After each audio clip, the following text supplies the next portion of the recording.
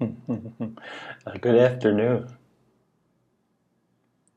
It dawned on me, or should I say, I'm not surprised that I always have known that we have much more in common than not. And one of the things that we have in common is that we've all made blunders. We've all never been short of our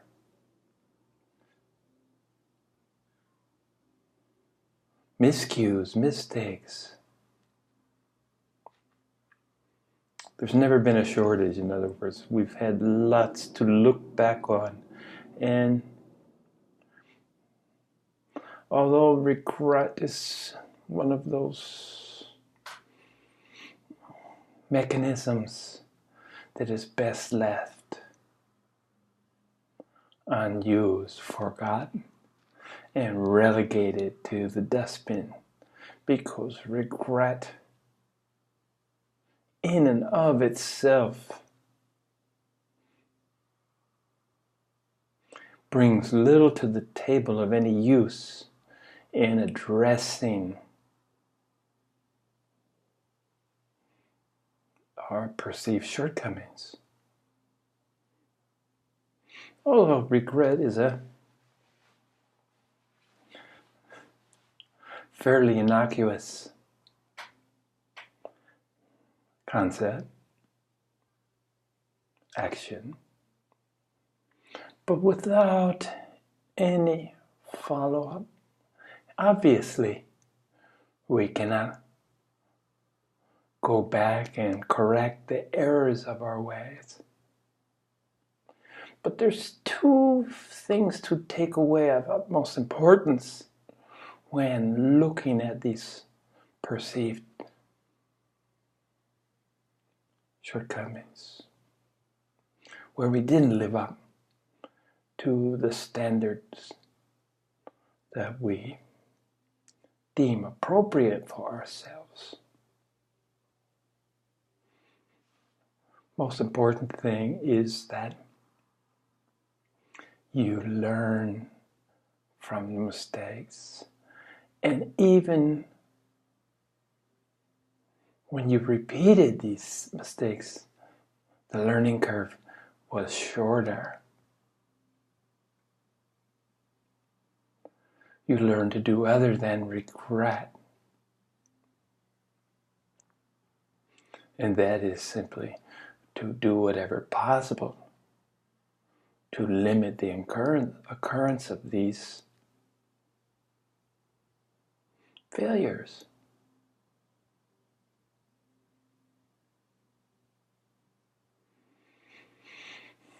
And the other thing to take away from this is that although you can't go back and change them,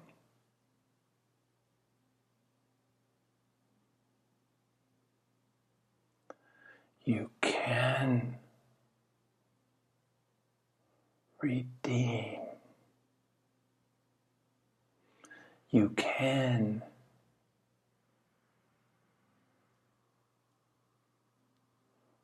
practice redemptive being, which is that becoming an active agent of healing, an endless source, an exemplary presence.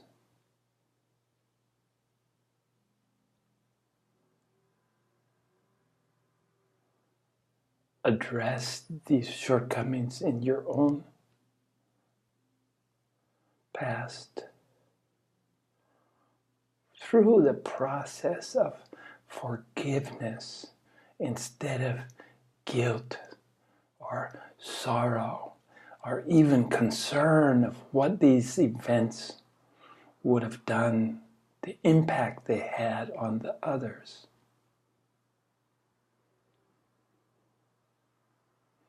Because concern in and of itself, just as regret, is but a hollow shell.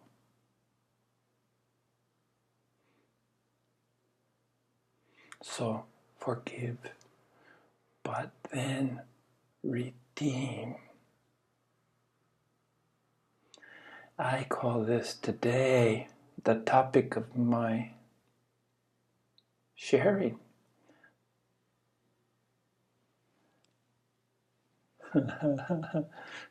Redemptive presence. And unlike regret, concern, beating yourself up,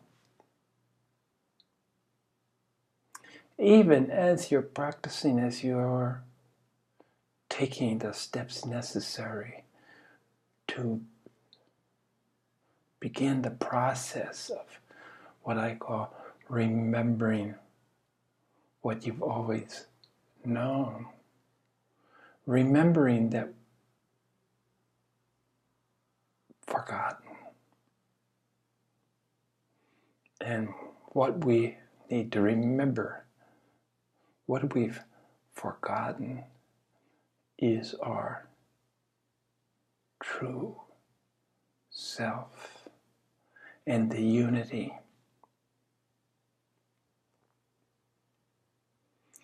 Through recognition of the charade of ego, a self-constructed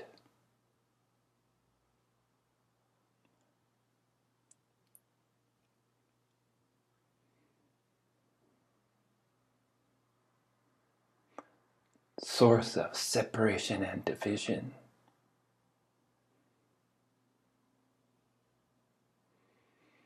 So redeem your actions, your reactions of the past that were less than stellar. So the process of forgiveness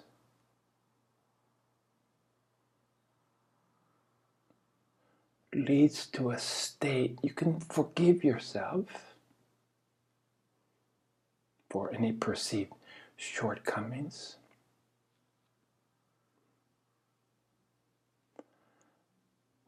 You can redeem yourself with others by being available, by setting example.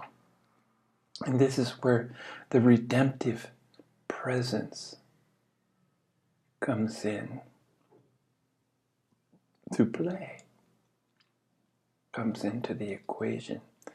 This to balance the equation, to establish yet equilibrium with the world and all those around you.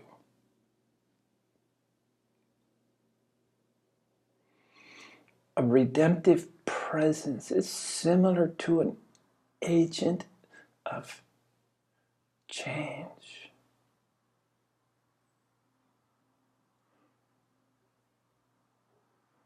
The status quo does not have to remain the status quo. In fact, the status quo is simply a myth of misunderstanding, as change erodes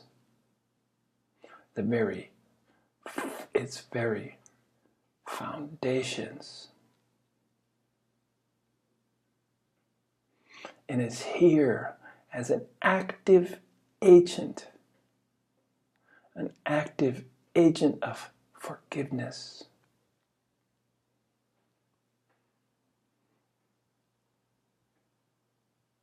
Redemption can be discovered. And redemption is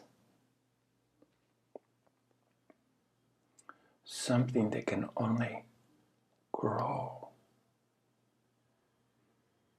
So not only do you become an agent, an active agent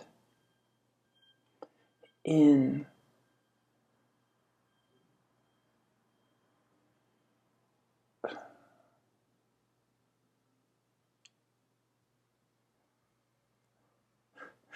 changing or in undoing what you may have thoughtlessly done. Redeem yourself. So forget doesn't come into play. Forgetting is not something that you want to pursue. Remembering is the only real constructive action that you can take.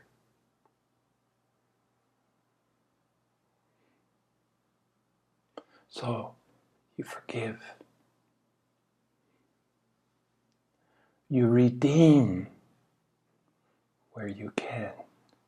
And redemption just simply means getting to the state of equilibrium. From the state of equilibrium, equanimity springs. So the whole point is that you're going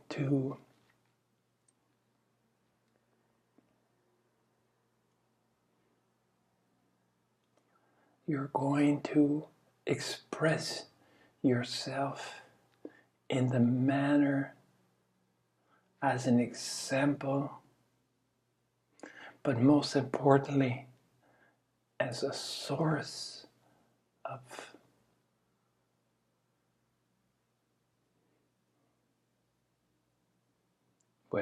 it's a shelter from the storm, a refuge, a place of calm,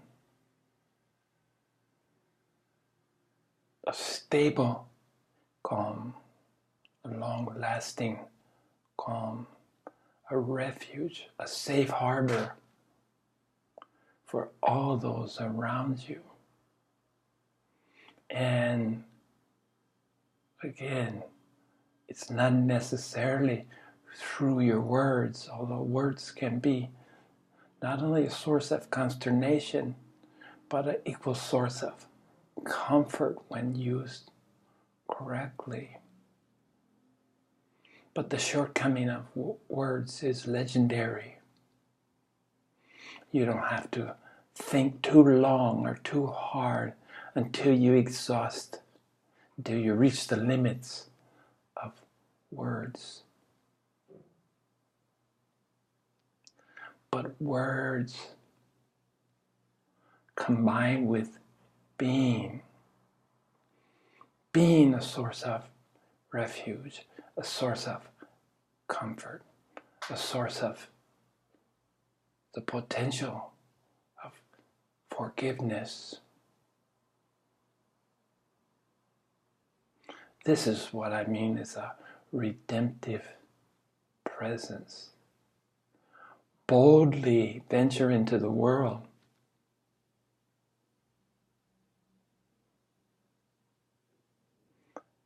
As an endless source of redemption.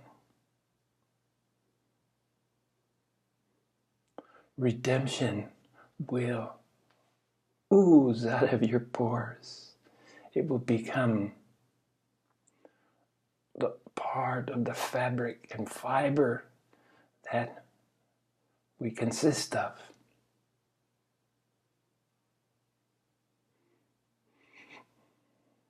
So as being a model, others can look to you and try to emulate all that they admire about you. And this is an admiration sourced from your realness, from your balance, from your ability to not only talk the talk, but walk the walk.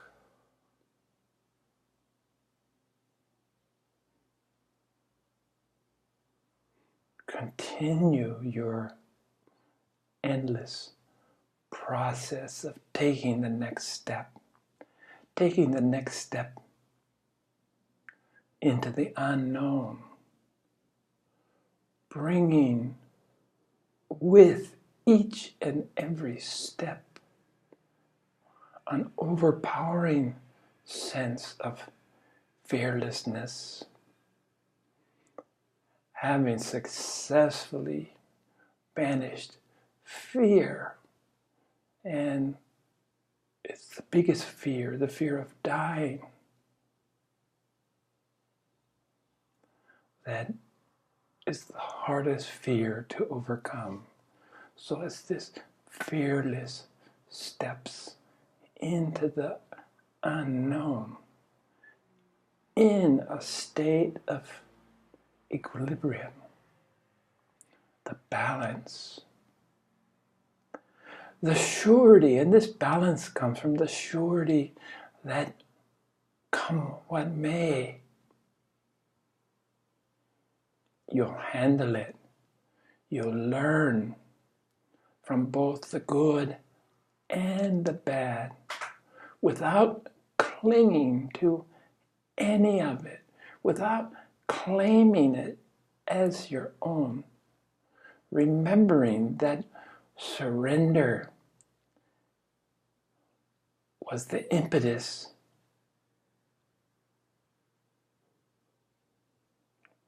for forgiveness.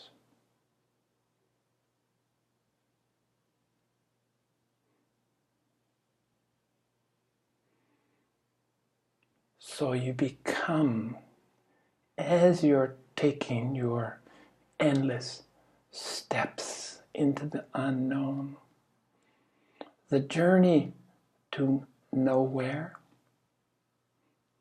the joke being nowhere becomes now here. This endless journey of steps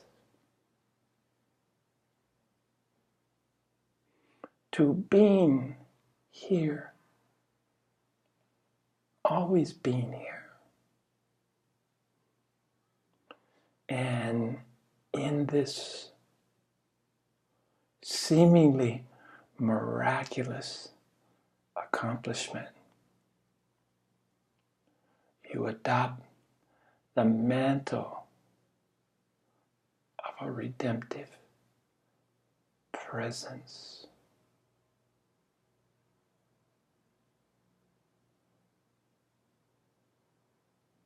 Others can begin their personal journey of redemption through the goodwill, through the example that you can set. And this is done through non-attachment. You don't have to own your mistakes. In fact, you can no more own your mistakes as you can own anything.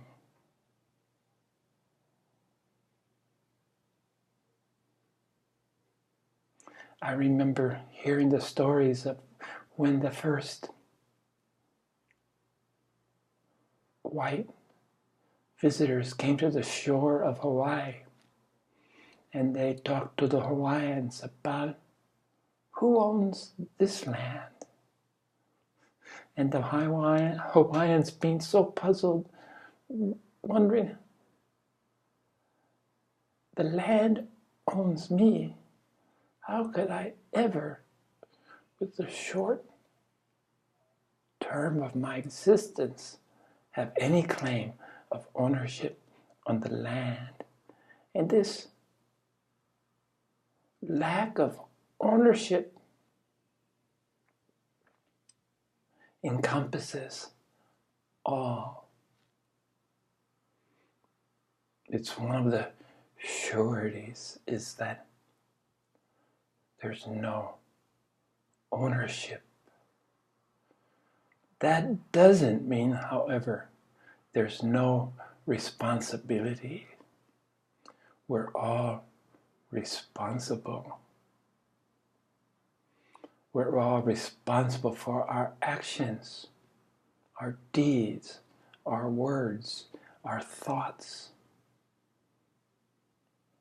To be otherwise is a disconnect from life. And there's one thing I know on the spiritual journey is that it's not about disconnect. It's not about being distant from the events, the peoples that color your life. It's this sense of responsibility that forever links us to our involvement. Not only involvement, embracing life with all its wrinkles, dimples, dust, ups and downs. To recognize the pattern of life, breathing in and breathing out. This is it's on a subliminal level, unless we really start thinking about the act of breathing. And I've had occasions to remind friends to take breathing from unconscious effort and make it part of your existence, to think about breathing. But this in and out on a personal level. Breathe in, breathe out. The universe is following suit. We're just echoing what the universe does, inherently does. There's this sense of breathing in and out. And there's all kinds of other cycles, waves. Nothing is static. Everything is in motion, in a constant state of change. And the interesting part is, the more things change, the more they remain the same. The cosmic patterns, the cosmic consciousness.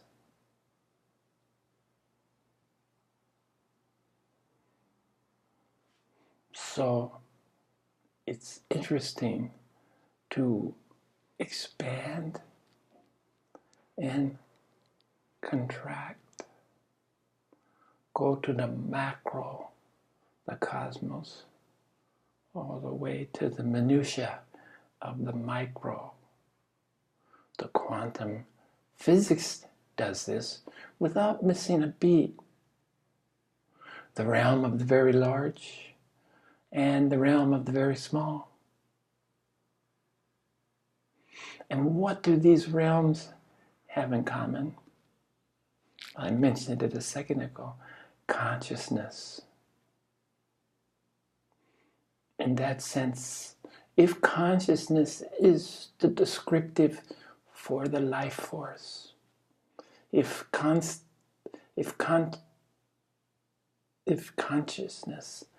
is what defines us as living beings,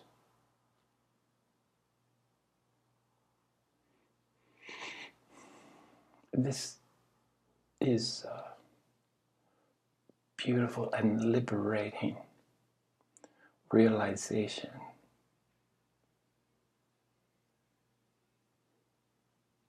Consciousness, the same consciousness on the most small to the most large and everything in between. So in this cycle of life, this breathing in and out, most things are not in our purview. We can't even affect what's so. But to assume that we're helpless in the face of this constant change is doing yourself a disservice. We're far from helpless. In fact, our mandate is quite the opposite. It's to be helpful.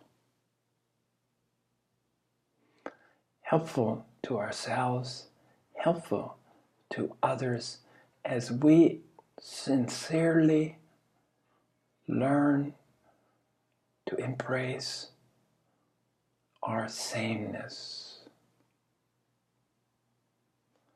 The same spark of life that exists in the infinite exists in its opposite, the infinitely small. How big? How small? How big can we go? How small can we go? And does big ultimately have more importance than the small? Absolutely not, as they are one and the same. Bigness, smallness. So I addressed helpfulness, helplessness, and helpfulness. Again, polarities that are ultimately the same. But one arena that I know we can be helpful is truly embracing, truly embarking on the process of becoming a redemptive presence.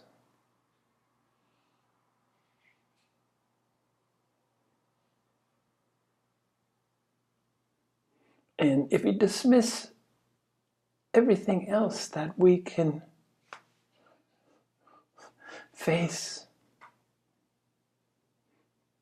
that the reality of existence brings to play, being a redemptive presence has to rate very near the top of what we can, each and every one of us, what we can do, how we can contribute, how we can fulfill a need for ourselves and the world we're living in with all its expressions and beings.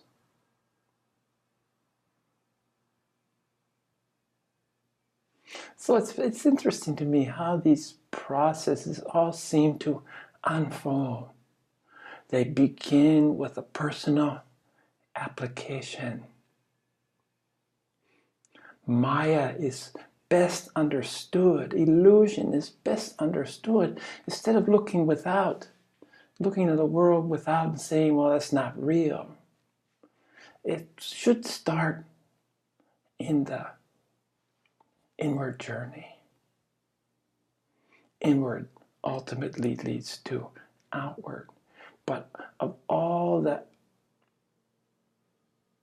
concepts that we can come to embrace, that will enhance, that will construct our contribution to life, begins with the journey within, starting with the ego, the egoic sense, the psychological sense, that voice within that tells us that we're different, that we're separate, that we're divided. Deal with that first and foremost. And the liberation that comes from accepting on an intimate level just leads to an outwhelming. So to discover the falseness that our brain, our emotions, the falseness of the being that we create to keep us. It's an enabler. It enables us to not participate in the flow of breathing in and breathing out. It gives us an excuse. Well, there are no excuses. If everyone began at the point of self-forgiveness, which can, if nurtured correctly, turn into a constructive self-love. If we all begin here, if we redeem ourselves through this forgiveness and self-love, then we're well on the way to becoming a redemptive presence for one and all, for everything. So rather than bask in a sense of helplessness, instead convert what you think your weaknesses are and lovingly accept and banish their limitations.